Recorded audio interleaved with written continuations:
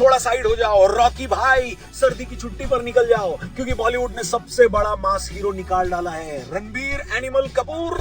अभी थोड़ी देर पहले हम लोग एनिमल देख कर बाहर निकले भाई साहब, और क्या देख लिया हमने, चीर फाड़ मचा दी है इस एनिमल ने। सच बताऊं तो ये फिल्म जितनी अच्छी मैंने सोची थी, ट्रेलर के बाद उतनी अच्छी मुझे लगी नहीं, लेकिन इसके बावजूद मैं ये कहूंगा कि एनिमल जैसी फिल्म आज तक बॉलीवुड के इतिहास में नहीं बनी है। टोटल तबाही वाला सीन है बॉस।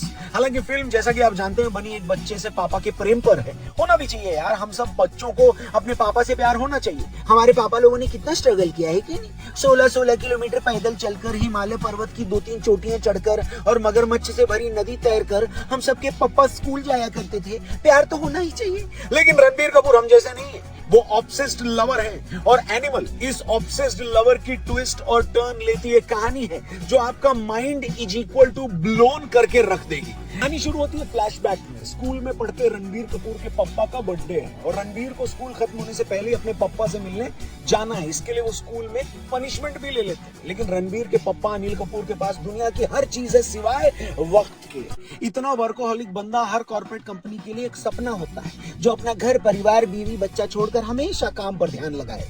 रणबीर कपूर को चाहिए अपने पापा का वक्त, बिल्कुल वैसे ही जैसे टीम इंडिया को चाहिए था फाइनल में ट्रेविस हेड का विकेट, लेकिन ना अनिल कपूर वक्त निकाल पाते हैं ना इंडिया विकेट निकाल पाई। खैर इसी वजह से रणबीर कपूर की परवरिश में कमी रह जाती है और वो अपने पापा से प्यार तो करते हैं लेकिन एकदम जिद्दी हो जाते हैं, इतने जिद्दी और बिगड़े हुए कि अपनी बहन को रैगिंग से बचाने के लिए उनके कॉलेज में गन लेकर चले जाते हैं। अनिल कपूर को ये बात बिल्कुल पसंद नहीं आती और इसी वजह से अपने बेटे को अमेरिका बोर्डिंग स्कूल में भेज देते हैं पढ़ने। लेकिन ऐसा नहीं है कि अमेरिका जाकर रणबीर कपूर सुधर जाते हैं, कतई नहीं, बल्कि वहां से तो वो और जिद्दी होकर वापस आते हैं। पापा से प्यार अभी भी उतना है लेकिन कलेशी भी उतने ही है। वापस आकर वो अपने बचपन के दोस्त की सिस्टर की एंगेजमेंट तोड़वाकर उससे खुद शादी कर लेती है और घर पर अपने जीजा से इतनी लड़ाई करते हैं कि अनिल कपूर फिर से उनको अपने घर से निकाल देंगे। लेकिन किस्मत उनको फिर से वापस लेकर आती है और अब की बार मामला सीरियस है, अनिल कपूर पर गोली चलती है। हालांकि अनिल कपूर बच जाते हैं क्योंकि उनकी छाती पर बाल बहुत है।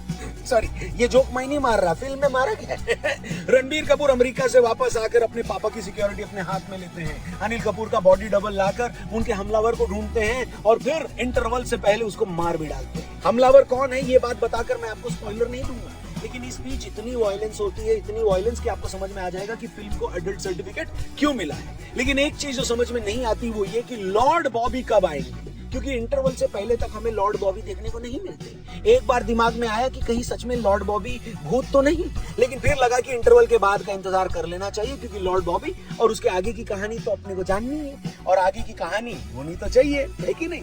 खैर पिक्चर में इतना वायलेंस करने के बाद रणबीर कपूर पूरी तरह से घायल हो जाते हैं, पुर्जा उनका ढीला हो जाता है, कान से सुनाई नहीं देता, लंग्स में इंफेक्शन है, दिल कमजोर हो चुका है। बेसिकली वही चीज जो फाइनल हारने के बाद अहमदाबाद में 1-1 लाख रुपए का टिकट खरीदने वालों के साथ हुआ था, सेम एक्सपीरियंस। लेकिन रणबीर को लगता है खतरा अभी टला नहीं है, जो उनके पापा पर हमले का मास्टरमाइंड है अभी भी बाहर है। बाकी सबको लगता है ये बकवास है, लेकिन फिर फिल्म में एंट्री होती है लॉर्ड बॉबी की, जो अबरार का किरदार निभा रहे हैं और तीसरी शादी रचाने जा रहे हैं। अपनी शादी में ही उनको खबर मिलती है कि उनके भाई, जिनको अनिल कपूर को मारने का काम सौंपा गया था, उसको मार दिया गया है। लॉर्ड बॉबी शादी के बीच में खबर पहुंचाने वाले को भी स्वर्ग पहुंचा देते हैं और फिर शुरू होता है असली टसल। लॉर्ड बॉबी को रणबीर के बारे में पता है और रणबीर को बॉबी के बारे में पता है और जनता को भी एक अलग बात पता है, असल में मामला परिवार की रंजिश है। ज्यादा स्पॉइलर नहीं दूंगा कि क्या रिश्ता निकलता है रणबीर और बॉबी का, देखोगे तो समझ में आ जाएगा। लेकिन कौन किससे बदला ले पाता है इसके लिए आपको फिल्म देखनी पड़ेगी और अच्छे से देखनी पड़ेगी, क्योंकि सेकेंड हाफ में अच्छे खासे ट्विस्ट एंड टर्न है।